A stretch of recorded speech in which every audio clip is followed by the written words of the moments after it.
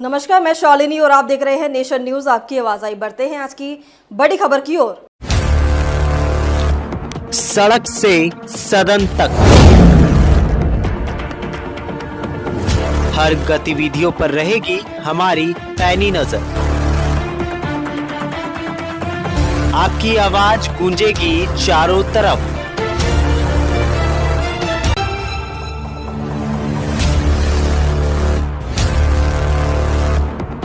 क्योंकि हम हैं नेशन न्यूज, आपकी आवाज आपके साथ।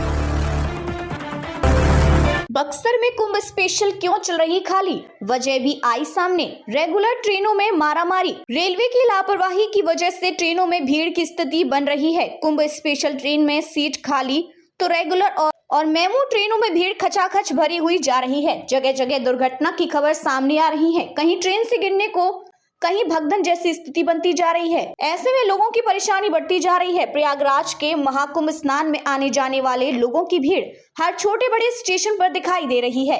भीड़ इतनी है कि ट्रेनों पर चढ़ने और उतरने के समय जंग की तरह हालात उत्पन्न हो जाते हैं। लेकिन उचित तरीके से सूचना के अभाव में कुंभ मेला स्पेशल ट्रेनों की कई रैक खाली ही लौट जा रही है। बक्सर स्टेशन पर कुछ ऐसा ही हाल देखने को मिल रहा है। दूसरी तरफ नियमित चलने वाली ट्रेनों पर चढ़ने उतरने के लिए लोगों की भारी भीड़ देखने को मिल रही है। सोमवार को रघुनाथपुर स्टेशन पर कुछ इसी तरह के हालात देखने को मिले।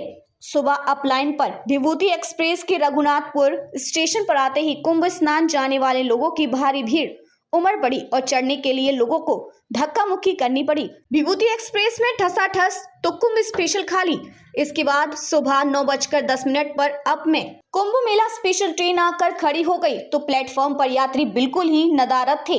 दिलचस्प यह है कि विभूति एक्सप्रेस पहले से ही ठसाठस भरी हुई पहुंची थी, जबकि कुंभ स्पेशल के कुछ कोचों में 7-8 लोग ही दिखे और आगे से पीछे तक पूरी ट्रेन खाली। रघुनाथ में मात्र 10 से 12 यात्री हुए सवार। रघुनाथपुर स्टेशन पर मात्र 10 से 12 लोग ही सवार हुए।